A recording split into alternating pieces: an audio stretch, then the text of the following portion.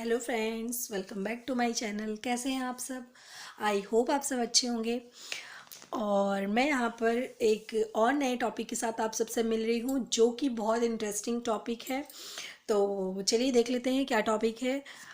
Video शुरू करने से पहले अगर आप मेरे चैनल पर नए हैं तो प्लीज़ मेरे चैनल को सब्सक्राइब कर लीजिए।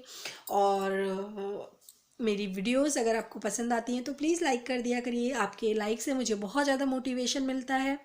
तो वीडियो शुरू करते हैं। बच्चों को पढ़ने में मन कैसे लगाएं? बच्चों का पढ़ने में मन कैसे लगाएं? ठीक है। तो आप बच्चों को अपने पढ़ने में मन कैसे लगा सकते हैं? देखिए, ऑब्वियस सी बात है कि बच्चे क्रिएटिविटी वाली चीज़ों में ज़्यादा वो रहते हैं उससे। और पढ़ने से बहुत दूर दूर बच्चे भागते हैं। अभी आप उनको टीवी देखने के लिए कहेंगे तो बच्चा बहुत खुश हो जाएगा, कुछ गेम खेलने के लिए कहेंगे तो बच्चा बहुत खुश हो जाएगा। तो इसे एक फ़न वे में आप करिए तो बच्चे को भी बहुत मज़ा आएगी। ठीक ना? आप अगर कोई भी चीज़ फ़न वे में बच्चे को सिखाते हैं तो उन्हें बहुत ज़्यादा मज़ा आना है। तो इसी तरीके से आप पढ़ने में भी उनका मन लगा सकते हैं। ठीक है।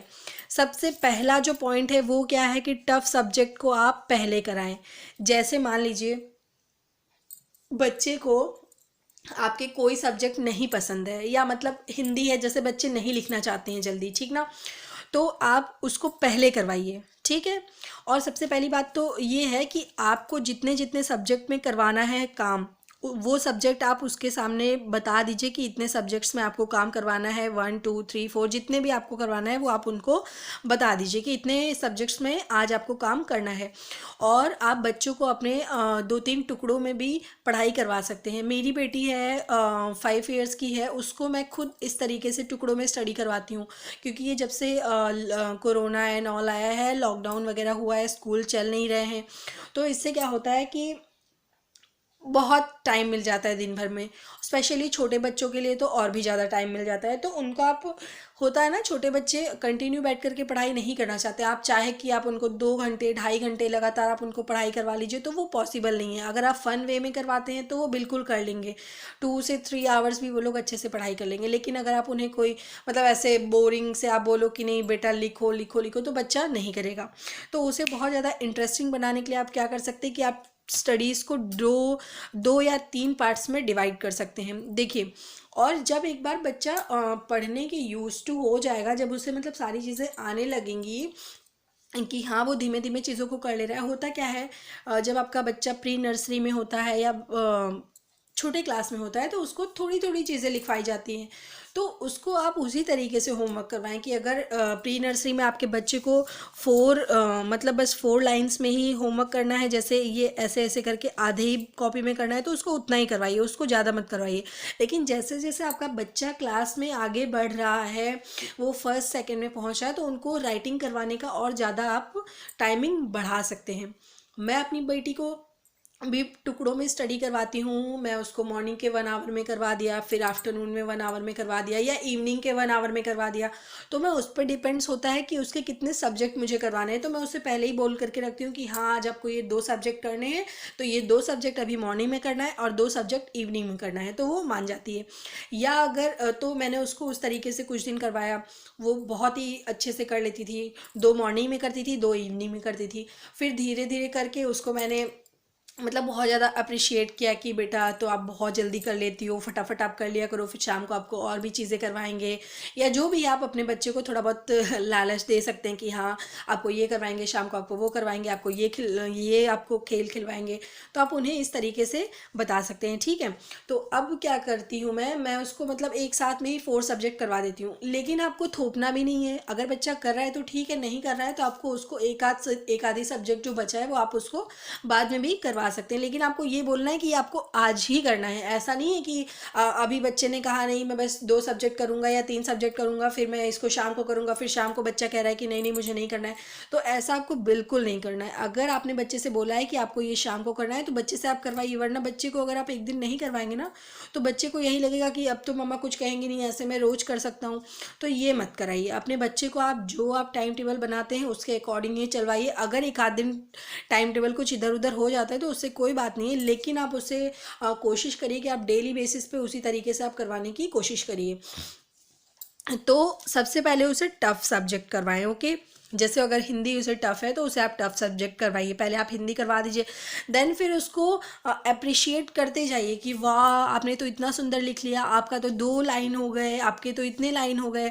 ऐसा करेंगे ना तो बच्चे को और ज़्यादा, बच्चा यही सब चाहता ही है कि कोई उसके बारे में, और भाई बच्चा क्या, हर कोई यही चाहता है कि उसके बारे में हर कोई तारीफ़ करे, तो तारीफ़ें तो सबको पसंद है, तो बच्चे को भी जाहिर सी बातें पसंद ही होगी। आप अगर तारीफ़ करेंगे तो उनको और ज़्यादा मज़ा आएगा, वो और ज़्यादा चीज़ों को अच्छे से करेंगे। ठीक है। देन सेकंड क्या करें आप, उसके जब टफ सब्जेक्ट हो जा रहा है उसके बाद में आप उनके फेवरेट सब्जेक्ट करवाइए। फेवरेट सब्जेक्ट में तो बच्चे को मज़ा आता ही है, ऑब्वियस सी बात है। अब फेवरेट सब्जेक्ट बच्चा फटाफट लिखेगा।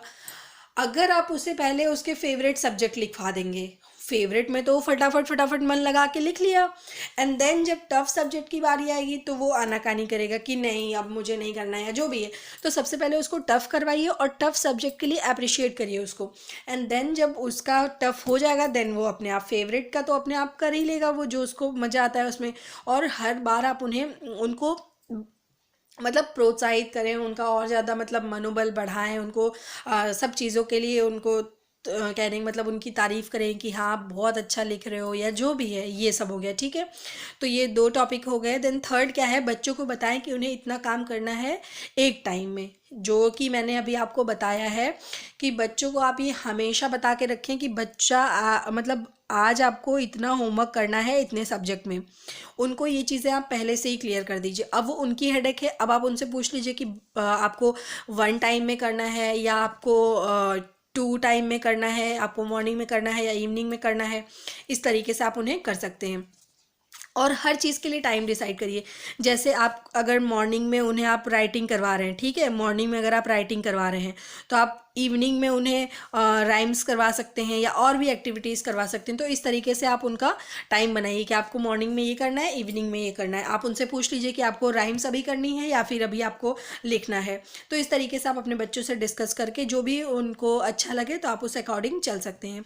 और सबसे मोस्ट इम्पॉर्टेंट चीज़ कि सबके बच्चे अलग अलग होते हैं, ऐसा ज़रूरी नहीं है कि जैसा मेरा बच्चा हो वैसा ही आपका बच्चा हो, उसी तरीके से मानता हो। तो ऑब्वियस सी बात है, हर मम्मा जानती है कि उसका बच्चा कैसा है और वो किस तरीके से उन्हें कन्विंस कर सकती हैं। तो वो मम्मा से बेहतर तो और कोई जान ही नहीं सकता है कि आप अपने बच्चे को किस तरीके से कर सकते हैं। ये मैं अपना पर्सनल एक्सपीरियंस शेयर कर रही हूँ कि मैं अपनी बेटी के साथ किस तरीके से करती हूँ, कैसे मैं उसे अप्रिशिएट करती हूँ लिखने के लिए, या कैसे वो लिख लेती है, या मैं उसे कैसे बिल्कुल भी गैप नहीं करवाती हूँ, डेली बेसिस पर मैं उसे होमवर्क करवाती हूँ। तो ये सब चीज़ें हैं। ओके, तो जाहिर सी बात है सब बच्चा अलग है, किसी बच्चे को जल्दी आता है, किसी बच्चे को देर में आता है। तो इसका ये मतलब नहीं है कि आप मतलब अब कंपैरिजन करने लगेंगे। आप उन्हें अपने तरीके से समझाइए। मैं बस ये कुछ पॉइंट्स रख रही हूँ आपके साथ कि मे बी आपको ये हेल्प हो सके। ओके, तो दूसरा क्या है, बच्चों को चीज़ें खेल खेल में बताएं। जैसे कि मैंने आपको हमेशा से ही वीडियोस में बताया है कि बच्चों को आप फन वे में चीज़ें करवाएंगे, उसके लिए मैंने बहुत सारी वर्कशीट्स भी दी है कि आप चीज़ों को कैसे बहुत इजीली उन्हें फ़न वे में करवा सकते हैं। ठीक ना, कि बच्चा आपका बहुत इजीली खेल खेल में चीज़ों को सीख सकता है।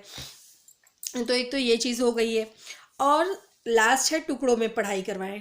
जैसे कि मैंने आपको बताया है अभी अभी कि आप उन्हें किश्तों में पढ़ाई करवाएं, कि कुछ अभी पढ़ लिया, कुछ शाम को कर लिया।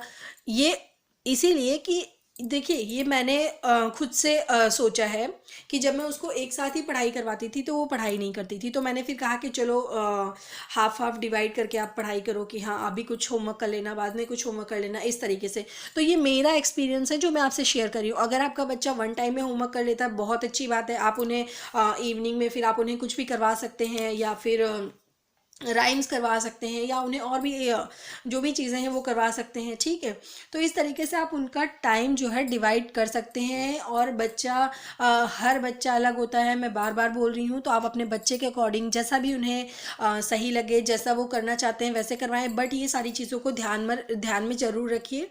इनसे आपको डेफिनेटली फ़ायदा ही होगा, कोई नुकसान नहीं होगा, जो जो मैंने चीज़ें बताई हैं। तो बस ये कुछ टॉपिक्स थे जो मैं आपके साथ शेयर करना चाहती थी।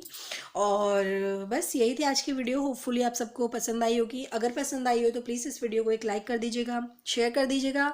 और फिर मैं नेक्स्ट वीडियो में मिलती हूँ आप सबके साथ। और अगर आपके कोई भी सजेशंस हो तो प्लीज़ मुझे कमेंट सेक्शन में कमेंट करके बता दीजिएगा।